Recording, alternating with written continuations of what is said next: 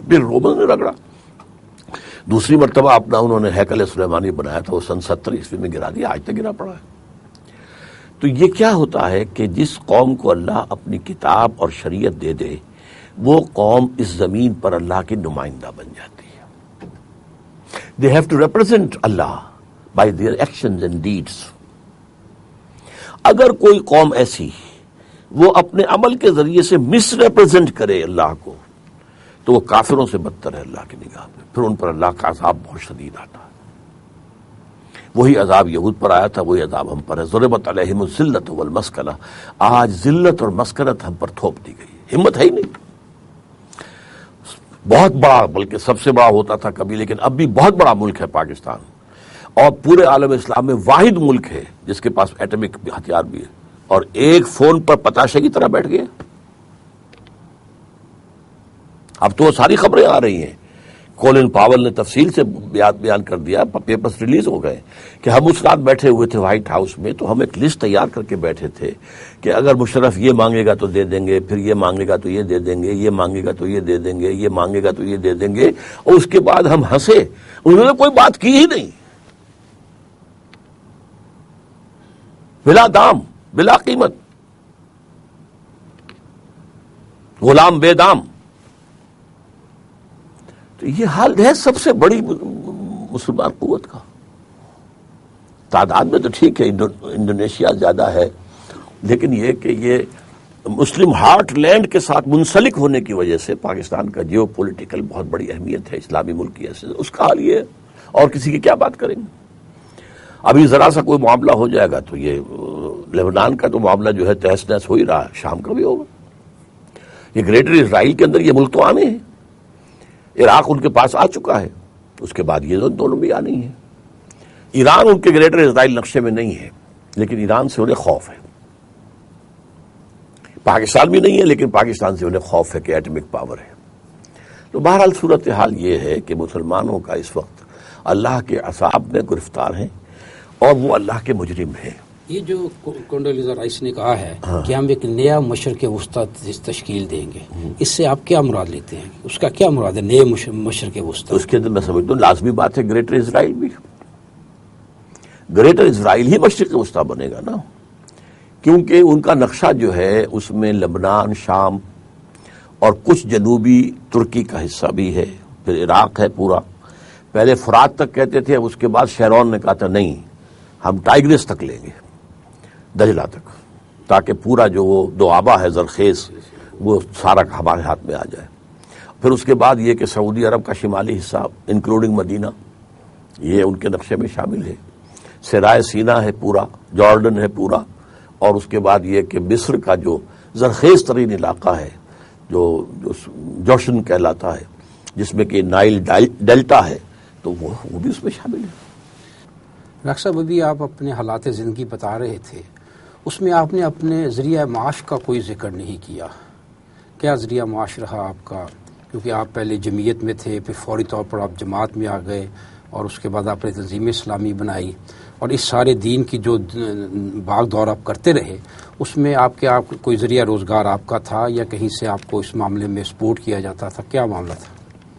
جب تک میں طالب علم تھا ظاہر بات ہے کہ میں اپنے والد صاحب پر اور بڑے بھائی اظہار احمد صاحب مرحوم ان پر ڈپینڈنٹ تھا. اس کے علاوہ کچھ مجھے وظائف وغیرہ بھی ملتے رہے مسلسل. اس کے بعد میں نے MBBS کر لیا، تو میں نے ساہیوال جو اس وقت بنگمری تھا وہاں جا کر جماعت اسلامی کی ڈسپینسری تھی اس کا چارج سنبھال لیا، اس کی تنخواہ ملتی رہی، اور اس وقت بھی میں ایک ٹیکس پیئر تو بن گیا تھا. اس کے بعد ہمارا ایک بھائی جان نے جو ایک بڑا انڈیور شروع کیا تھا، ایک ان کی بزنس تھی، اس میں انہوں نے چاہا کہ میری کچھ بقول ان کے جو میری تنظیمی ایڈمنسٹریٹو صلاحیتیں ہیں ان سے ان کو ضرورت تھی، تو میں ان کے ساتھ رہا کوئی 3 سال. اس کے بعد پھر ہماری علیحدگی ہوئی، تو پارٹنگز اور پینفل کچھ ہماری وہ بھی رہیں آپس میں، جو ایک دوسرے سے شکایتیں. لیکن بہرحال جب میں علیحدہ ہوا ہوں تو 3 سال جو میں نے وہاں گزارے تھے، اس کے نتیجے میں میرے پاس کوئی 2 لاکھ کے قریب ایک سرمایہ موجود تھا، جس سے میں نے آ کے لاہور میں ایک مکان خریدا، اپنا کلینک وہاں شروع کر دیا. ایک یہ کہ مکتبہ خدام القرآن بلکہ دارالاشاعت الاسلامیہ کے نام سے ایک پبلشنگ ادارہ شروع کر دیا. تو اس میں جو ہے میں پریکٹس بھی کرتا رہا. یہ سن 65 سے لے کر سن 71 تک میں پریکٹس بھی کرتا رہا, گزارا چلتا رہا. وہ پھر میری زندگی کا ایک بڑا موڑ آیا تھا کہ میں نے فروری سن 71 میں فیصلہ کیا کہ اب میں پریکٹس نہیں کروں گا, اس لیے کہ جو میرے یہ دعوتی اور تبلیغی اور تعلیمی اور تدریسی مشاغل تھے وہ بہت آگے بڑھ گئے تھے. تو اب ایک ہی شکل تھی, یا تو میں ان کو رول بیک بھی کروں جو اصطلاحات ایٹمک صلاحیت کے بارے میں آتی ہیں, اور پھر کیپ بھی کر دوں, اس سے آگے نہ بڑھے تاکہ میری معاش کا معاملہ چلتا رہے. لیکن یہ کہ میں نے پھر یہی طے کیا کہ اگرچہ کوئی چیز میرے پاس نہیں تھی ٹو فال بیک اپون جسے کہتے ہیں, نہ کوئی جائیداد سوائے ایک مکان کے, بہرحال میں نے اللہ پر توکل کرتے ہوئے پریکٹس چھوڑ دی. اس کے بعد بہرحال جو بھی کچھ سرمایہ تھا وہ میں کھا رہا تھا. تو بڑے بھائی سے اس وقت مجھے کچھ زیادہ شکایات تھیں, ہمارے ان کے درمیان جو ہے وہ کافی کشیدگی رہی. چھوٹے سے بھی اقتدار مرحوم سے بھی شروع میں کشیدگی تھی. تو میرے پاس میرے بھائیوں میں سے بھی اس وقت کوئی سپورٹر نہیں تھا. لیکن یہ کہ سن 72 میں مرکزی انجمن خدام القرآن قائم ہو گئی. اس نے اپنا ایک آفس کے لیے جو ہے سمن آباد میں ایک مکان, بڑا مکان کرائے پر لے لیا. اس میں انہوں نے مجھے رہائش دے دی. وہ رہائش ان کی طرف سے تھی اور اس کے ساتھ فیسلٹیز, بجلی وغیرہ, پانی کے بل جو ہیں, سوئی گیس, وہ بھی انجمن نے اپنے ذمہ لے لی کہ آپ ہمہ وقت کام کر رہے ہیں انجمن کے لیے. تو وہ جو میرا مکان تھا وہ کرائے پر دے دیا گیا. اس سے پھر میں اپنا گزارا کرتا رہا.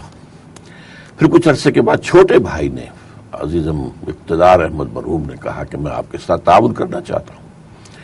میں نے ان سے کہا کہ اگر تو صرف بھائی ہونے کے ناطے تعاون کرنا چاہتے تو مجھے قبول نہیں ہے, اور اگر تمہیں میرے مشن سے دلچسپی ہے, اس میں حصہ لینا چاہتے ہو تو ٹھیک ہے, سراخوں پر. ان کا میں مشن میں شریک ہوں, انجمن میں بھی شریک ہو گئے, اس میں مؤسسین میں, اس کے بعد کچھ عرصے بعد تنظیم قائم, اس میں بھی شریک ہو گئے. تو وہ مجھے کچھ سپورٹ کرتے رہے.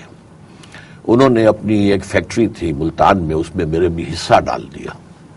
میں نے کوئی پیمنٹ نہیں کی, بس اپنے طور پہ حصہ ڈال دیا. اس سے مجھے وہ کچھ ماہانہ دیتے رہے. لیکن جب تنظیم اسلامی قائم ہوئی تو میں نے اس کاروبار سے پھر اپنا تعلق جو ہے بالکل منقطع کرنا لازمی سمجھا.